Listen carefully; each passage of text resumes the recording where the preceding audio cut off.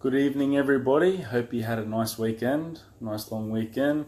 I was at the beach today, touching up on my African tan, making sure that it stays out for a long duration of time, and had a good day. Went down to Bondi, caught up with a mate of mine. It was awesome. It's good. You can never be at the beach too much. But yeah, so I'm going to be talking about a few things today. The first thing I'm going to be talking about is if you eat after 6 p.m. or after 8 p.m., whatever, if you eat at night time, does the food that you eat at that time make you store fat? So I got this question asked to me last night when I was at my sister's house. Got asked by one of my sister's friends who's training, as well as many other people currently now. So yeah, let's get straight to that question, yo. So basically, what a lot of people thought is that because during the day you're expending energy, you're burning energy, you're performing a lot of tasks. In the evening, since like majority of people that don't do much, they're at home, they sit down. Whatever they eat at that time, because they're not burning any more energy, that energy will be more likely to be stored as fat. Okay, 1 second. I'm just gonna share this to my page so a few more people can come and say hi and learn a couple more things. Okay, so is this true? Is eating at night time going to make you store fat? So for you to gain fat, you need to be consuming overall in a day more calories than you've burned. Okay, so let's say, for example, I'm going to use my dogs as an example, right? Because who doesn't like using dogs in examples? Because we all love dogs. Let's say Snoop over here, I'm not sure how much he weighs. He weighs like 4 or 5 kilos. Let's say he needed to eat 500 calories for him to do all his normal things that he does in the day. He goes, he walks in the park, he chases Dre around, he plays fetch, and he keeps his heart pumping, digesting food, thinking, activity, 500 calories to do all those things, okay? Now, any other calories he consumes over that 500, they will be what's called a surplus, so surplus calories. So let's say he consumes 600 calories. So right now he's consumed 100 extra calories in the day that he doesn't use for his normal things. So what's going to happen to those extra calories is they're going to be stored, because that's extra energy he's taken in. Okay, extra energy, if he doesn't burn it, if he doesn't use that extra energy, your body's going to be like, okay, I'm going to save this extra energy for another day when I need it to survive more, if I'm climbing up fucking mountains, or if I'm getting chased by cats and shit, whatever. Now, it doesn't matter when he consumes those calories. He can consume those calories in separate meals during the day, or he can consume them all in one big chunk in the morning, or he can consume more at night time. So it's not what time you eat the calories that is going to determine whether you gain fat or you stay lean. It's overall how many calories you're consuming. Okay, so for example, you might get, let's say, Ramadan. Okay, I was in Jordan during Ramadan, right? Now, people, when they're doing Ramadan, what I learned when I was over there traveling is that they don't eat all day. I think that they wake up really early in the morning when it's still dark. They'll have like a big breakfast then. Then for the whole duration of the entire day, they don't eat anything until the sun sets or something like that. So when it's dark, so nighttime, let's say after 6 p.m. Now, a lot of these people that go through the Ramadan 30-day period, they end up losing weight by the end, because overall, after the 30 days of them doing Ramadan, each day, they probably would have consumed less calories, because instead of having, 4 meals in a day, they've had 2. They might be bigger meals because they're eating a lot of food in one go, but overall, in the day's period, they consumed less calories, okay? Meaning that they weren't in a surplus, meaning that they weren't gaining fat, okay? So for anyone who is fearful of consuming food at night time, yes, there is a reason why you may think about it and why you shouldn't. But when it comes to a lot of people, they generally overeat and overindulge in the evening time, okay? So when they go ahead and do something like, oh, okay, I'm not going to eat after 6 p.m. anymore, or I'm not going to eat carbohydrates after 6 p.m., and then they start noticing that they're losing fat and losing weight, it's not the fact that, oh, it's because my whole life I've been eating after 6 p.m. That's why I've been gaining fat. That's not why. It's just because in the evenings, they may be eating a little bit extra food. Maybe they're also, treating themselves with dessert, having snacks, watching, movies and TV. Therefore, overall, that extra big meal that they have in the evening is the reason why that they're gaining weight and gaining fat. By the way, start asking me some questions, before I move on to the next topic so I can have them answered for you. Come on, I know everyone's got questions about bloody health and fitness. Whenever I'm at the dinner table with friends, family, everyone's always asking me questions on the sly. Don't be shy. Don't be shy to ask for help. I actually recently reached out to someone who I look up to in the fitness industry who's got a massive following online. And I'm going to have a meeting with him soon and we're going to have a chat and he's going to give me some advice on some things, okay? So it doesn't hurt to ask for help. So go ahead and ask me. Okay, so hopefully that gives you guys a bit of insight as to why the whole don't eat after 6 p.m. or eating carbs after 6 p.m. is going to be bad for you. Okay, the next thing I'm going to talk about is what the best exercise to reduce fat in the belly is. Okay, another question I get asked a lot. Probably something that a lot of you may have asked other trainers or other people before. Okay, so a lot of people tend to store body fat in their stomach. Okay, now as creatures, we store body fat to preserve energy in our body so that we might use that energy later for survival and things like that. And it just so happens to be for majority of people in the stomach. But in this day and age, having a lean stomach or toned stomach, it's I guess it's more so accepted in our society for it to be lean and look good. You see it in magazines and Instagram all the time. And, as a personal trainer like myself, it's kind of like we have to have, abs and a six pack. So a lot of people don't want to show too much fat in that area. So when you are looking to reduce body fat in that area, a lot of people will try and find the best exercise to do it, right?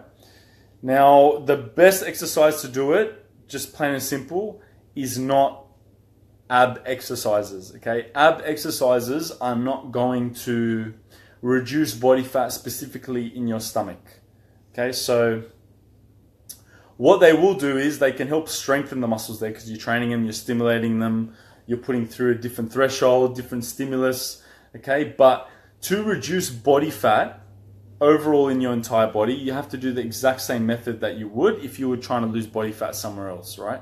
But your body is going to start reducing body fat in some areas faster than others, okay? So the stomach may be some of the last areas that a lot of people tend to lose body fat. It's the kind of the stubborn area.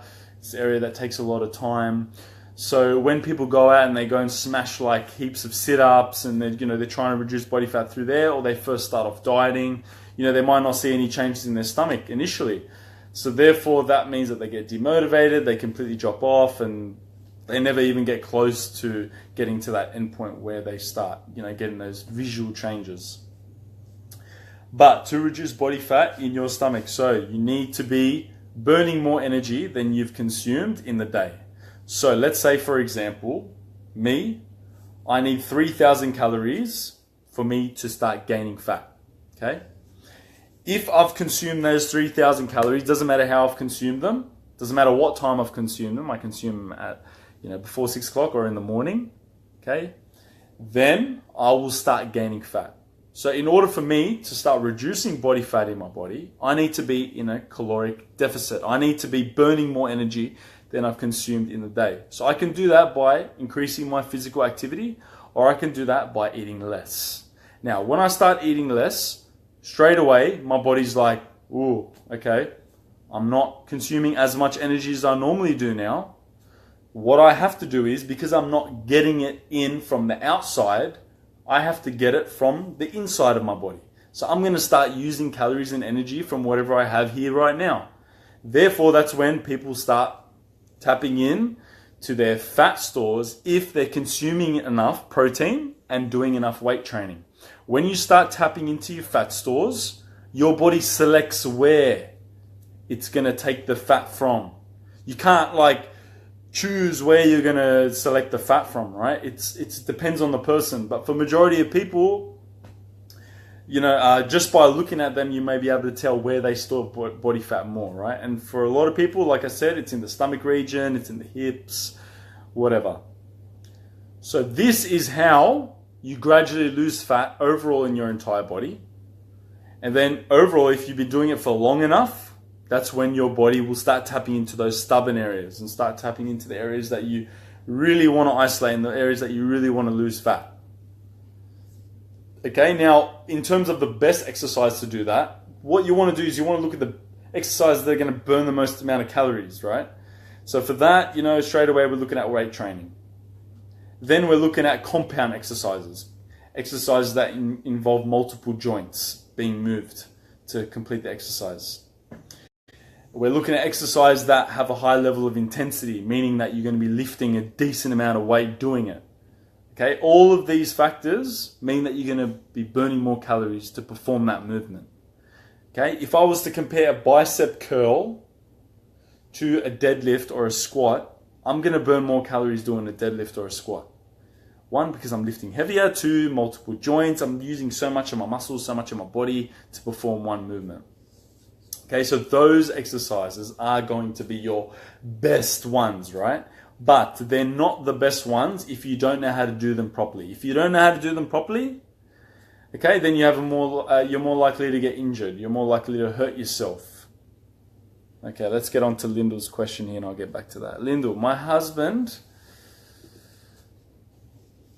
he bought some resistance bands. Any advice on using them? We have a power cage in our gym. Apparently they can be used for pull-ups. Okay, that's a good question. So resistance bands, I actually use and take my resistance bands with me religiously whenever I travel because they're very lightweight. I can store them anywhere and I use them for basically traveling because it helps me to train muscles that I can't while doing like body weight stuff. Okay, now, so when you're using resistance bands, basically you're going to be using them for lots of pulling motions, but some advice for them is that it's a good way to start off, but when you first start using resistance bands, it's one resistance, right? So it's hard to progress from that. So once you've kind of reached your potential and your limit with that resistance band, you'd want to get a band that has a bit more resistance. Similar to when you're doing weights, you've been lifting 20 kilos, after a while 20 kilos starts getting easy, so you up it to 22.5 kilos, then 25 kilos and onward and so forth. So this is basically make sure that you're continuously burning calories while doing the workout, your body isn't adapting to it too efficiently, and also you're consistently growing lean muscle as well. Now you can use them for pull-ups. So when people are on the hunt for doing pull-ups,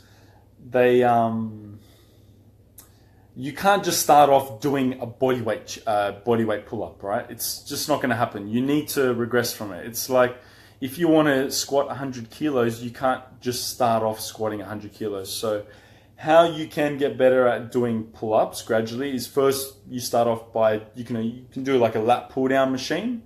So there's plenty of machines in the gym, but if you have like a home gym or something like that, then you can do assisted pull-ups, assisted chin-ups. So basically you hook up the band to the top, you put your feet on the bottom of it, and then as you pull up, the band will shorten because it wants to shorten. It's like a band. When you stretch it out, it wants to come back like an elastic band, and that will aid you in making your body weight a little bit lighter when you're coming up, therefore giving you a bit of resistance. So it's good. You've got a couple of different sizes there, which is good. So therefore you can progress with it or regress, and you've got different resistance for different exercises that you do as well. But probably my favorite exercise to do with the resistance band is the face pull. So that's good. Good on your husband. Is he just starting off training in the gym? Is it new? Either way, good on him. It's good to try different pieces of equipment. You never know what you like or you don't like, and resistance bands definitely a good investment because, like I said, I take it with me traveling everywhere. My trusty resistance bands, and it'll be good for you. But either way, as I was saying before about the best exercise to tone up your stomach, like I said, don't get caught up in the whole hype of fucking doing like thousands of sit-ups. You're wasting your time. Absolutely wasting your time. You know, they got these classes in the gym called abs classes, right? Where it's just like half an hour of abs. The amount of calories that you're going to burn in that is quite minimal compared to just going ahead and doing a normal resistance type training session, which would involve training your whole body in weights.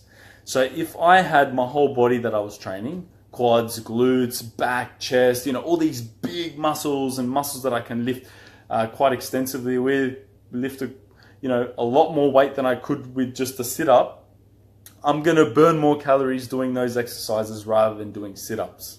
Okay? And then you burn more calories, it helps you and aids you to get into a calorie deficit, meaning that it's going to give you more of a chance of tapping into your fat stores that you have in your body. Okay, any other questions, guys? Yeah, it was a good day at the beach today. I tell you what, after I was in Zanzibar down at the beach in Africa, feels good to get back down to the Aussie beaches. One thing I love about, Australian beaches are good, but the beach over there, the water temperature was like, it's like you're walking into a spa or a hot tub. So, you know, sometimes when you're walking on the beach in Bondi, you know, you're walking around all tough, you know, flaunting your muscles, looking all good. And then when you put your foot in the water, you scream like a little girl. So there was none of that. But after being on top of the mountain where it was like minus 15 degrees, the water here was fine. Anyways, guys, thank you very much for tuning in. I hope you learned something today. It was a lot more of me talking and a lot less questions, which is fine. But tune in on Wednesday. I'll do another live Q&A then. And if you have any topics that you want me to talk about, just drop it in the comments below and I'll get back to you. And then we can get talking about that. Anyways, have a good night. Hope you all had a good weekend. And I'm going to go hang out with my dogs now and do some reading.